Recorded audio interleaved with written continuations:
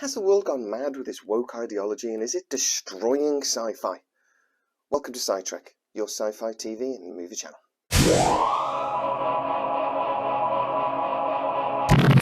So first of all, very quickly, what is woke? A lot of conspiracy theorists and people that believe aliens are visiting and the New World Order is out to get us believe that woke is a good thing. That we're all wandering around asleep, and that to be woke means that you're awake to the truth. The woke ideology began really though as a fight against racism in America. But a lot of comments I get on my channel when I'm talking about reboots or new projects that are coming through don't seem to think that being woke is a good thing. They seem to think that sci-fi and fantasy and lots of other TV and movies have to represent everybody in their shows, every gender, every culture, every ethnicity. And that even if it's detrimental to the story, that there's an obsession with this ideology of being woke. I put a question out on my YouTube channel. Is the woke ideology destroying science fiction? I got 104 votes over the last week. 77% agree that it is. That's nearly 80 people out of 104 that agreed that woke is destroying sci-fi.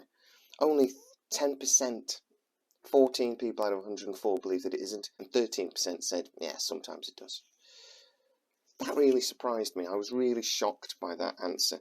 So I thought, I've got to have a look into it, and I've got to try to figure out what are people so worried about. So, for example, I recently did a video about the Buck Rogers reboot that's planned. One of the comments said, they'll make him Betty Rogers.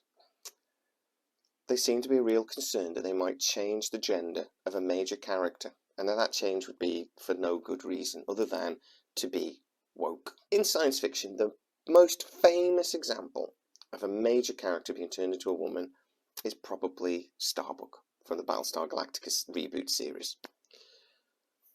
But that worked. Cara Thrace became one of the most loved characters in that series generally. Dirk Benedict actually came out when the series was planned and it was announced it was going to be a woman and said that it was disgusting, disgraceful, I can't believe this is happening, you're ruining my character.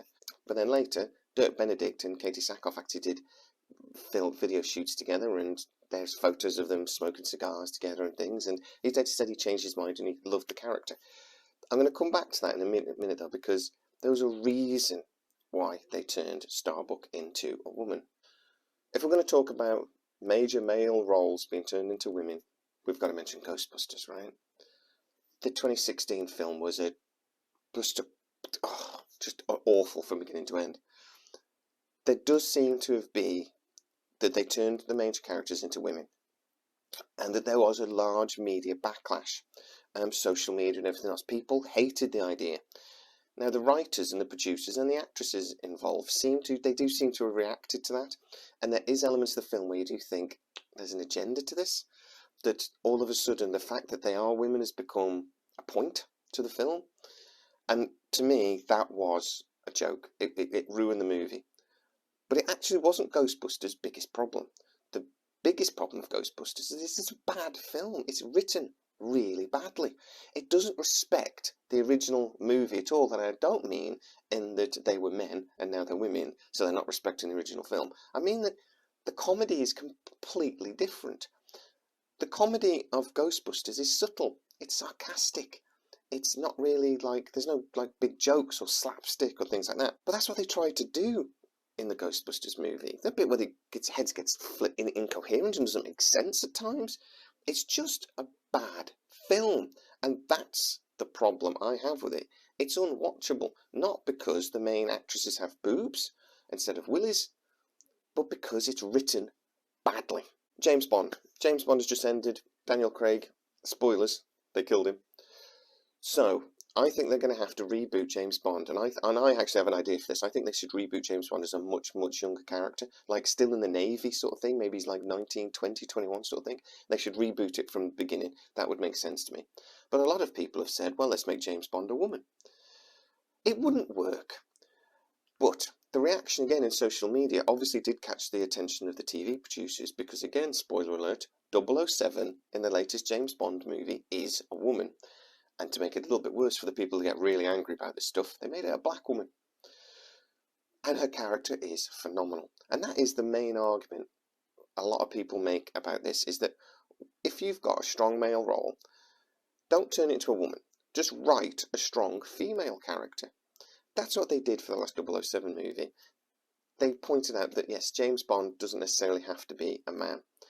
Or more importantly, 007 doesn't have to be a man. I would argue, actually, that James Bond does. The female Doctor Who. So they turned Doctor Who into a woman. He got an upgrade, as she said in the series.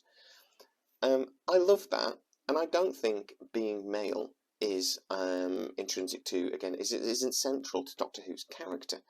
It doesn't matter. The whole point is that he changes completely. The whole point is he's not actually human for a start, so is he a male anyway? But they always joke with that. Whenever he changes, he sort of goes, oh, God, am I ginger? Oh, God, am I northern? And all these sort of jokes. They make jokes about that. So this time they made a joke about him becoming a woman. And it really worked for me. Again, the show has not really succeeded because it's been written badly. The showrunner is the problem, not the actress. And I really think it's a shame that Jodie Whittaker is going to be leaving at the end of the next series, because the original showrunner's come back, and I suspect that show is going to improve a lot. I've already seen the first episode, and to be honest, it's already better than any of the last two series. But changing the gender of series isn't just the only thing that people really get angry about. Recently, the advert for the new Lightyear movie came out, and Buzz Lightyear is no longer going to be voiced by Tim Allen. He's instead going to be voiced by Chris Evans. Now, people have kicked off about that because they believe that decision was based on Tim Allen's politics. He's a bit of a left-wing, quite vocal sort of person. He's got some negative headlines recently because of some of his political views. Now, a lot of people have said, well, Disney have gone crazy. They're just doing that because they don't agree with his politics, so they've hired somebody else. Is that the case, though? Or is it because Tim Allen's career is most definitely on a downward trend? His last few TV series have been awful. He hasn't made a movie that's made any money for about 15 years. And he's definitely not the box office draw that Chris Evans is. Also, though, I would argue that the filmmakers want to get away from the Pixar Toy Story movies. And that gives me the point that sometimes it's a good idea to change the gender of a character because times have moved on and because it can actually move the storyline on. There's a lot of rumours about a Highlander remake, and I argued when I did a video about Highlander that they could make the Ramirez character a woman. Now, a lot of people went, whoa, can't do that, it's woke. That's ridiculous, don't talk stupid. Ramirez is a man. And I said, well, yeah, but it's not that relevant. Because the one argument was, there are other female characters in Highlander, just use one of them. They just make one of them more popular. And I would agree with you. There was a female character in Battlestar Galactica, Adama's daughter, and they didn't bring her back to the next series. But why didn't they do that? Well, Starbuck, again, being a man, the writers decided this was a really important character. But they decided that as a character for the new series, it was a bit boring. It's been done over and over again. So they thought, how do we make Starbuck's character more interesting? How do we make this character relevant to a new generation? And how do we make it interesting again? Make it a woman. Make Starbuck a woman. And all of a sudden, all of those same things, cigar smoking, rebel rousing, character, all of a sudden becomes interesting.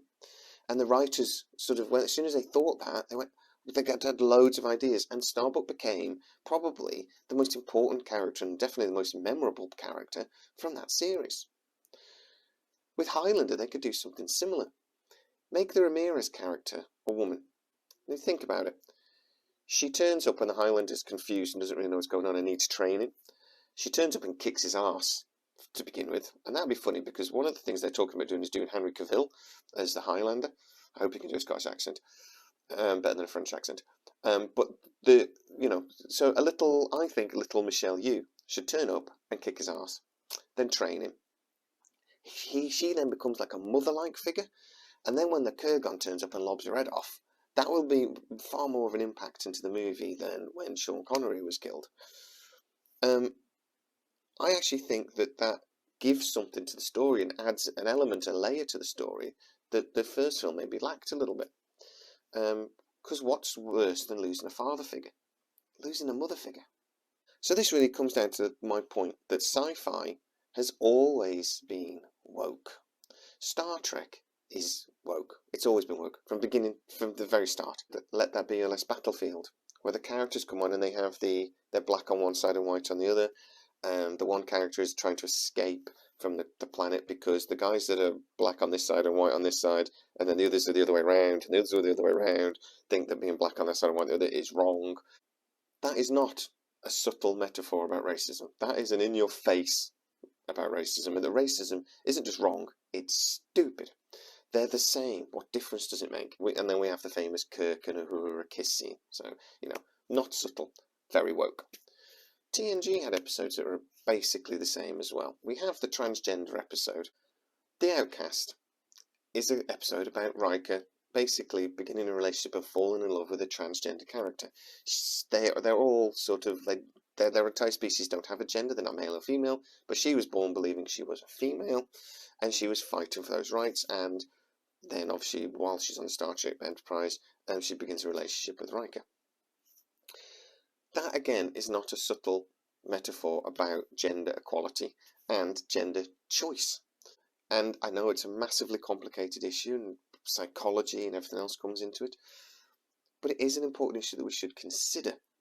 And as it's such a difficult and challenging issue in society, sci-fi should try to tackle it, and it did nearly 30 years ago, remembering now, for Star Trek The Next Generation. The episode The Measure of a Man with Data is about slavery, is about ownership, it's about freedom.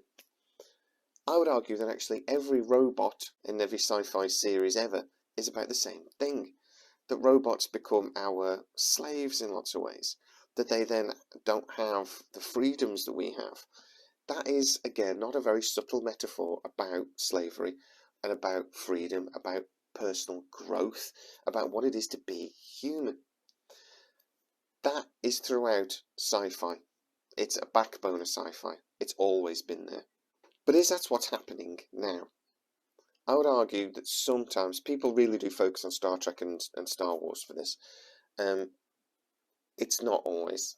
Sometimes the metaphor isn't very subtle and it is shoved down our throat. And it seems to be growing and increasing, and we see more of that. But I would argue that the things that you're angry about in Star Wars and Star Trek aren't because of woke. They're because of bad writing. Star Wars Solo is a bad film.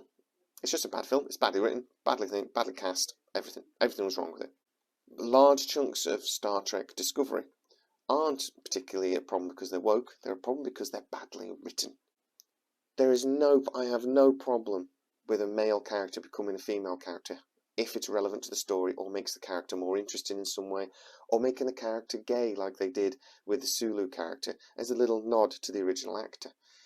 There is nothing wrong with that when there's a point to it, when there's a reason for it.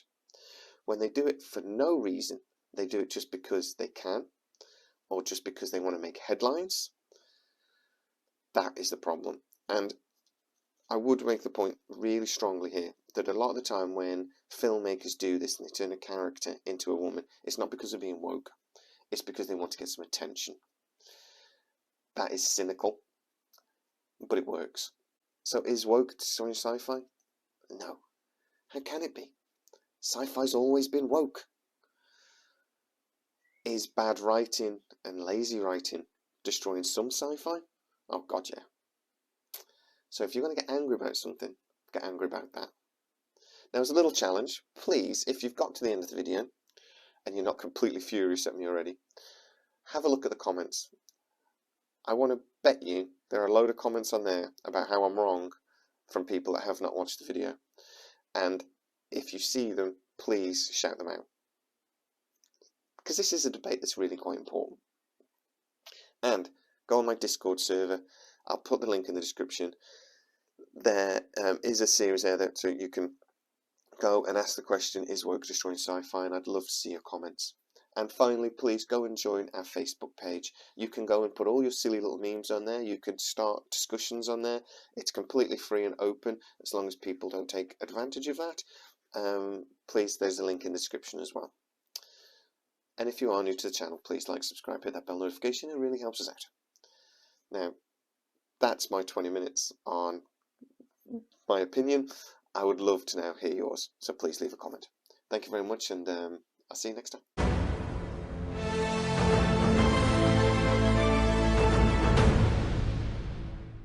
The series Elementary with Johnny Lee Miller. It's about Sherlock Holmes. Now, they modernised Sherlock Holmes and made him a womanising major drug addict, which, to be honest, kind of made sense. But then they made Joan Watson, played by Lucy Liu. That didn't work for me at all. They did it for no good reason other than they wanted somebody pretty on the photos. Lucy Liu probably didn't have a job, or maybe she was under contract for somebody, I don't know. But they wanted somebody pretty, and maybe they wanted some headlines when the show got started. They did it for capitalistic reasons. They didn't do it for anything to do with the show. But in the same series, Natalie Dormer played a character. Now she played Sherlock Holmes' sort of like love interest. It was the person. It's that character, the lady from Sherlock Holmes that Sherlock Holmes was in love with. They then twisted it though and made it into Jamie Moriarty. Moriarty's a woman. To be honest though, they did that. For one, I didn't see it coming. It completely threw me. I was just like, "Whoa, my God, that's amazing! Moriarty's a woman." But also for the storyline, it kind of made sense that Sherlock Holmes' main arch enemy, his nemesis, Moriarty, is his equal in lots of ways. So it kind of made sense that he would fall in love with his equal. That it's equal in some ways, but is opposite in others. It's kind of, if you think about it, it's kind of the perfect relationship. So in that sense, they changed the gender of a character, but it was actually important to the story. It actually made sense to the story. It added something to the story. But also, it was just bloody brilliant.